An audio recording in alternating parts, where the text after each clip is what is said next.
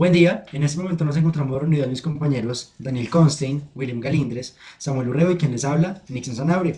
¿Para qué? Para poder comenzar a hablar sobre la actividad que dice así, la responsabilidad en la ponderación axiológica del sujeto y de las instituciones jurídicas. En este video, a grosso modo lo que vamos a hacer es abordar el caso del juez Pablo, el cual están viendo en pantalla. Siguiente diapositiva, por favor. Un juez quien ha sido denunciado desde, bueno, o ante el Consejo Superior de la Judicatura por su presunta negligencia en un caso de violencia intrafamiliar. A partir de esto, reflexionaremos sobre la delgada línea entre la responsabilidad disciplinaria y la penal. Analizaremos también este escenario y cómo implica no solo acudir a las leyes, sino también pensar en el valor de la vida humana y en el que tienen los servidores públicos para proteger los diferentes derechos fundamentales. En este contexto, nos apoyaremos pues, en el concepto de ilicitud sustancial, del cual hablaremos más adelante, tal como se desarrolla en el libro Reflexiones contemporáneas entre el derecho administrativo y el derecho penal. Nuestro objetivo es identificar si estamos ante una falta disciplinaria, un delito penal, o quién sabe, quizás ambos, con base pues, en un análisis normativo, ético y jurisprudencial pertinente. Siguiente diapositiva, por favor. Es así como a lo largo del video vamos a pues, abordar, bueno, todo lo vamos a abordar desde el siguiente panorama, que es la actitud sustancial, la aplicación del concepto en el caso del juez Pablo, delito penal, la falta disciplinaria, los fundamentos legales, éticos y jurisprudenciales, y finalmente un conglomerado total y algunas recomendaciones. Entonces, iniciamos con qué es la ilicitud sustancial.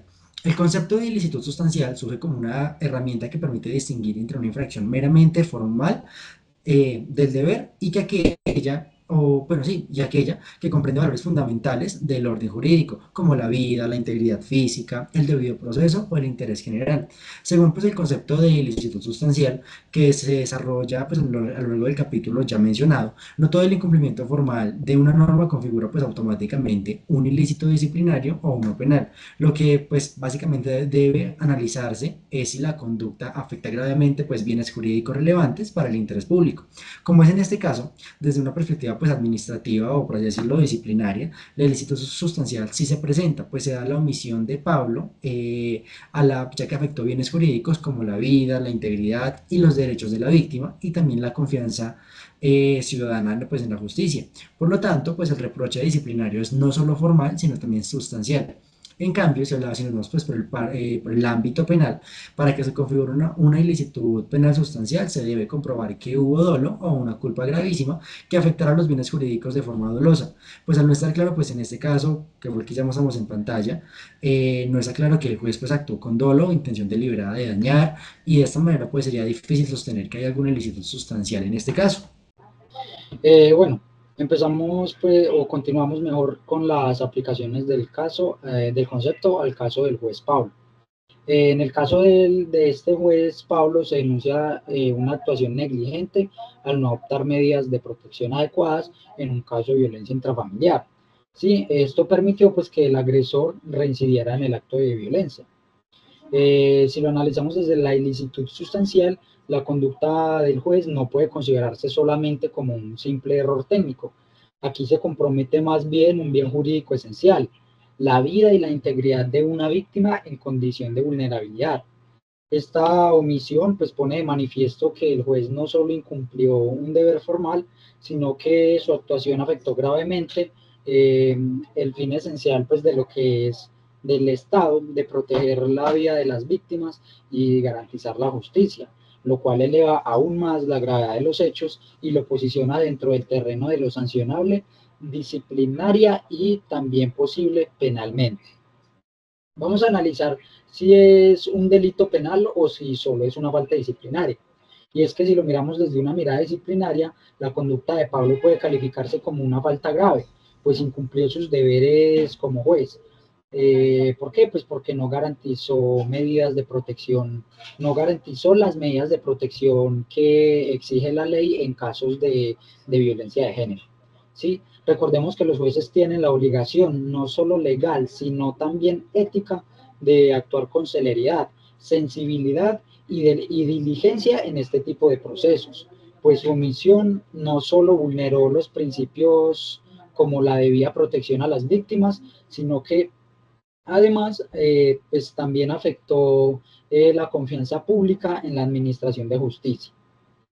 Si lo miramos en términos de responsabilidad disciplinaria, podríamos decir que la negligencia de Pablo constituye una transgresión al principio de eficacia, al deber de diligencia y a la protección especial que, da que el ordenamiento colombiano otorga a las víctimas de violencia intrafamiliar. Que si nos vamos, pues si nos vamos a mirar, se trata de la ley 1257 de 2008. Entre otras, bueno, tenemos también otras normas, pero esta es como la principal, ¿sí? Y pues por ello, pues su conducta claramente encaja como una falta disciplinaria. Ahora, si lo miramos desde una mirada penal, pues la cuestión de este caso pues es un poquito más compleja, porque para que la conducta de Pablo constituya un delito, tendría que demostrarse un dolo. En otras palabras, que su omisión fuera consciente, deliberada y con la intención de permitir pues que se causara más daño a la víctima o bien que estuviera motivada por intereses personales, como por ejemplo pues favorecer al agresor, ¿sí? Pues bueno, partiendo de esto, si no se logra comprobar este dolo, pues su conducta sería reprochable, pero digamos que no alcanza el nivel del umbral de la responsabilidad penal. En este caso, el dolo no se evidencia claramente en los hechos narrados, más bien se observa un actuar negligente, desinteresado o, si lo vemos más bien, poco diligente, lo cual, si bien es reprochable disciplinariamente, no podría cumplir con los requisitos de un tipo penal como el prevaricato o la omisión de funciones. Bueno, compañeros, siguiendo con el tema de fundamentos legales y éticos de la jurisprudencia, en el caso, eh, voy a presentar un análisis de los fundamentos legales y jurisprudencia aplicables al caso del juez Pablo.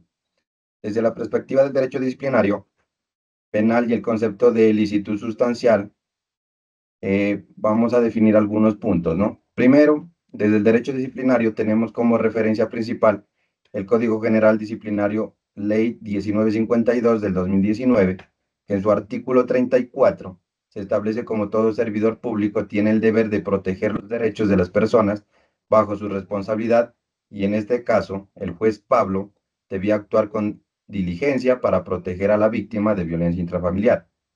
Por otro lado, en el artículo 40 contempla como falta gravísima cualquier omisión que afecte derechos fundamentales. Y el artículo 44 indica que para imponer una sanción debe analizarse el impacto de la conducta si hubo dolo culpable o culpable grave. Aquí la falta de acción del juez generó una afectación concreta al derecho a la vida e integridad de la víctima, lo cual da pie a considerar una falta gravísima. Como segundo punto, desde el derecho penal, el Código Penal colombiano, en la Ley 599 del 2000, nos presenta dos posibles tipos penales. El artículo 413 sobre prevaricato por omisión se aplicará si el juez de manera dolosa omitió cumplir una función esencial de su carrera. Y el artículo 417, que habla de la omisión de denuncia, también podría evaluarse si el juez no alteró las autoridades competentes sobre un riesgo evidente. Aquí es clave recordar que el artículo 18 del mismo código, que define el dolo como intención consciente de cometer la conducta, es decir, para que haya responsabilidad penal, se debe demostrar que el juez quería o aceptó omitir su deber, no solo actuó como negligencia. Como tercer punto, y en cuanto al concepto de licitud sustancial, según el autor Vargas del 2021, no se trata solo de una infracción formal a las normas, sino de una conducta que afecta de manera real y grave un bien jurídico protegido, como la vida, la integridad o la confianza en la justicia. En este caso, la omisión del juez Pablo no solo fue una falla de procedimiento, sino una falta de acción, que tuvo consecuencias reales, permitiendo que el agresor reincidiera y la víctima quedara desprotegida. Eso hace que la conducta sea sustancialmente ilícita, es decir, con un impacto ético, jurídico y social. Finalmente, la jurisprudencia de la Corte Constitucional en la sentencia T-147 del 2004 advirtió que los jueces tienen un deber especial de protección en casos de violencia intrafamiliar y su omisión puede vulnerar derechos fundamentales. Además, el Consejo de Estado ha señalado que las faltas disciplinarias deben analizarse no solo por el resultado, sino por el cumplimiento del deber funcional, que pongan en riesgo a la ciudadanía. Y la Corte Suprema de Justicia, en la sentencia SP 2340 del 2020, precisó que el prevaricato por omisión requiere dolo. No basta con la negligencia, que debe probarse que el juez decidió conscientemente no actuar. En conclusión, desde el derecho disciplinario, la conducta del juez Pablo podría considerarse una falta gravísima, y desde el derecho penal no solo se configuraría un delito si demuestra la existencia del dolo. En todo caso, su conducta representa una clara ilicitud sustancial, porque genera una afectación concreta al derecho de una persona vulnerable y deterioro de la confianza del sistema judicial. Eso sería mi intervención, compañeros. Muchas gracias. Gracias. Y en conclusión, tenemos recomendaciones. Tenemos, uno, el Consejo Superior de la Judicatura debe imponer las sanciones disciplinarias correspondientes en coherencia con la gravedad de la conducta. Segundo, se debe remitir el caso de la Fiscalía solo si surgen indicios claros de dolo, lo cual requeriría una investigación más profunda. Tercero, es crucial promover una cultura judicial más sensible frente a la violencia de género, que asegure que los jueces comprenden el impacto humano de sus decisiones. Cuarto, se debe fortalecer los programas de formación ética y jurídica para que los jueces en tratamiento de casos de violencia intrafamiliar. El caso de Pablo nos recuerda que los derechos no pueden ser herramientas frías o meramente técnicas. Detrás de cada expediente hay varias vidas humanas. Los jueces no solo aplican la ley, protegen derechos, garantizan dignidad y salvan vidas. Su deber es actuar con sensibilidad, responsabilidad y un compromiso ético inquebrantable. Cuando fallan en este deber, la sociedad debe exigirles cuentas con firmeza, pero también con un análisis sereno y